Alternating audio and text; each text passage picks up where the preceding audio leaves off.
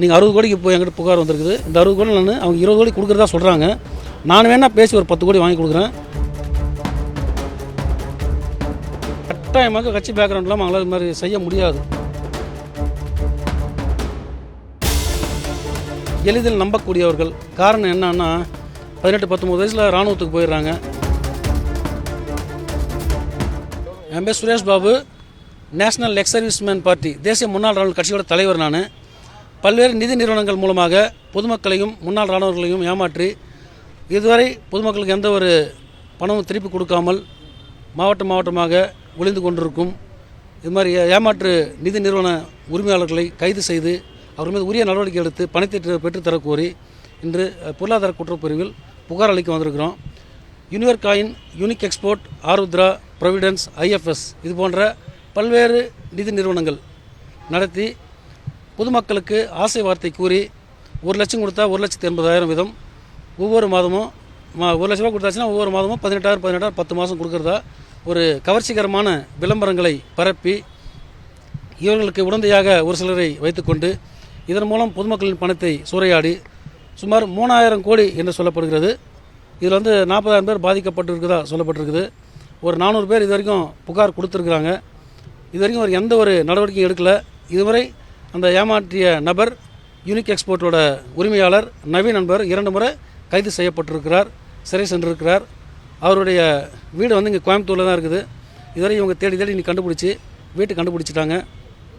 வீட்டு கண்டுபிடிச்சதுக்கப்புறம் அவர் ஆள் இப்போதைக்கு ஆள் இல்லை அங்கே. அதனால் புகார் கொடுக்க வந்திருக்கிறோம். இப்போ எக்ஸ் சர்வீஸ்மேன் டார்கெட் பண்ணுறதுக்கு என்ன காரணம் சார்? எக்ஸ் சர்வீஸ்மேன் எளிதில் நம்பக்கூடியவர்கள். காரணம் என்னன்னா 18-19 வயசில் இராணுவத்துக்கு போயிடுறாங்க. தன்னுடைய இளமை காலம் முழுவதும் 20 ஆண்டுகள் 25 ஆண்டுகள் இராணுவத்தில் சேவை செய்கிறாங்க. 1 மாதமோ 2 மாதமோ லீவில் வருவாங்க. அவங்க குடும்பத்துக்கு கவனிக்கும் அவங்களுக்கு சரியாக இருக்கும்.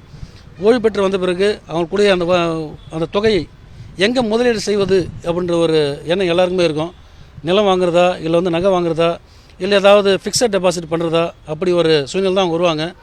அப்படி வரும்பொழுது இது அதிகமான லாபம் கொடுக்கக்கூடிய ஒரு முதலீடாக இது இருந்ததுனால ஒருத்தர் ஜாயின் பண்ணாங்கன்னா ஒவ்வொருத்தரும் அவங்க பின்னாடி ஜாயின் பண்ணி இதில் அதிகப்படியாக 60% மேலாக இதில் பாதிக்கப்பட்ட இராணுவ வீரர்கள் என்பது காரணம் இதுதான். ஒரு இராணுவர் போனான்னா அடுத்து வரக்கூடிய ஒரு இராணுவருக்கு இவர் இன்ஃபார்ம் பண்ணுவார், இங்கே முதலீடு பண்ணிங்கன்னா உங்களுக்கு அதிகமான லாபம் கிடைக்கும்னு சொல்லிட்டு இதை நம்பி பொதுமக்கள் ஏமாந்துருக்காங்க.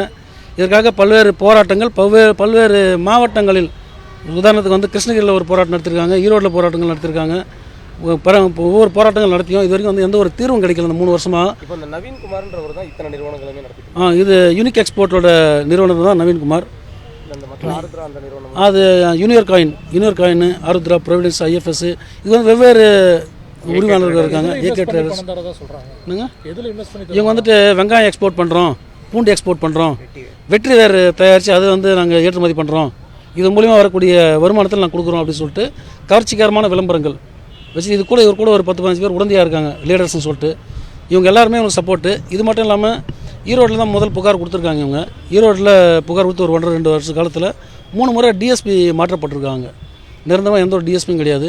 தற்போது இருக்கிற டிஎஸ்பி மிஸ்டர் ரவிக்குமார்.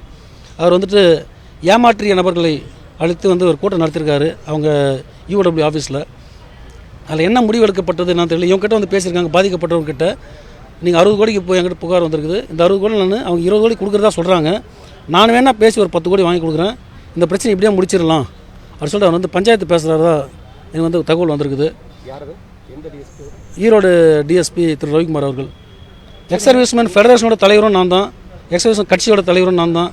பாதிக்கப்பட்ட முன்னாள் இராணுவர்களுக்கு பல முறை நான் குரல் கொடுத்தும் இதுவரைக்கும் எந்த ஒரு முன்னாள் இராணுவர்களுக்கும் நீதி கிடைச்சதா இல்லை. தமிழ்நாட்டில் மட்டும் 2 டைம் அரெஸ்ட் பண்ணதா சொன்னீங்க. கட்சி பேக்ரவுண்டில் இருக்கிறாரா? எப்படி மறுபடியும் கட்டாயமாக கட்சி பேக்ரவுண்ட் இல்லாமல் அவங்களால இது மாதிரி செய்ய முடியாது. இப்போ தமிழ்நாடு அரசுக்கு தெரியாமல் இருக்குமா? உயர் அதிகாரிகளுக்கோ இல்லை தமிழ்நாடு முதலமைச்சருக்கு தெரியாமல் இருக்குமா? இது எத்தனை பல்வேறு கட்ட போராட்டங்கள் நடந்திருக்குது, எவ்வளோ பெரிய ஸ்கேம் நடந்திருக்குது, பல ஆயிரம் கோடிகள் அவர் கட்சிகளுக்கெல்லாம் தெரியாது எனக்கு.